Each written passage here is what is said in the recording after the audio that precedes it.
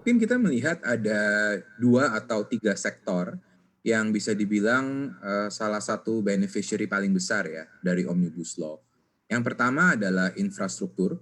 Jadi kalau di Indonesia di pasar saham nih infrastruktur, bisa dikategorikan 3, ada jalan tol, ada semen, dan juga ada construction ya. Jadi 3 sektor ini biasa kita sebutnya, infrastruktur secara general. Kita melihat bahwa salah satu dari 11 klaster Omnibus Law yaitu untuk pembentukan Sovereign Wealth Fund atau SWF, ini akan menjadi katalis untuk sektor infrastruktur. Karena kita tahu bahwa plannya adalah membuat SWF, habis itu raise money, mencari investor dari luar, dan akan diinvestasikan di sektor infrastruktur di Indonesia, terutama sektor jalan tol. Jadi kita tahu bahwa Indonesia ini di pemerintahan Pak Jokowi 2014 sampai 2019 banyak sekali membuat jalan tol seperti contohnya Trans Java dan upcoming-nya adalah Trans Sumatera. Nah, kita melihat bahwa nanti ini di SWF mereka akan menginvestasikan dana tersebut untuk salah satunya adalah jalan tol. Jadi tema asset recycling, tema project financing akan jauh lebih baik dengan adanya SWF dan kita melihat sektor infrastruktur ini bisa menjadi salah satu beneficiary paling besar ya.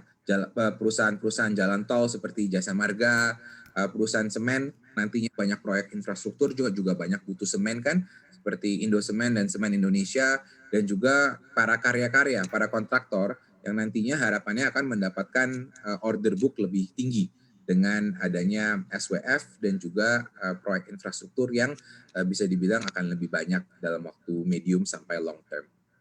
Oke, selain infrastruktur ada Yang lagi kedua, beneficiary atau sektor lain yang perlu diperhatikan yang akan kena efek positif ya. dari Undang-Undang Ciptaker? Jadi yang kedua mungkin saya bisa bilang properti.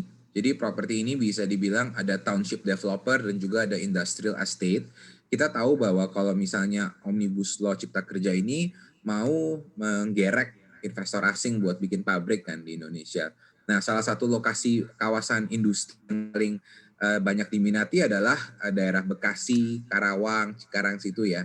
Jadi kita melihat property developer yang memiliki township atau presence di daerah Bekasi tersebut dan juga industrial estate di area tersebut cenderung bisa diuntungkan.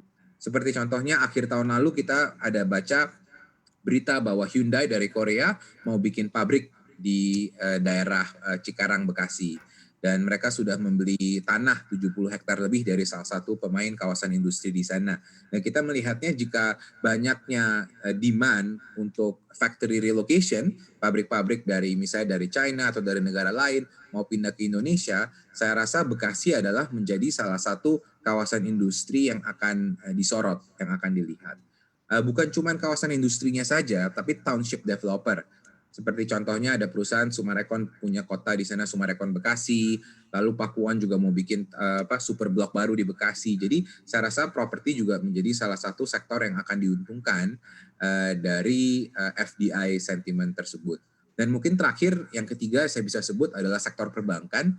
Ini mungkin lebih ke indirect beneficiary karena sektor perbankan ini adalah heavyweight index ya. Mereka kira-kira tuh accounts for 45% sampai 50% dari IHSG, dari JCI, dari LQ45, indeks yang besar-besar.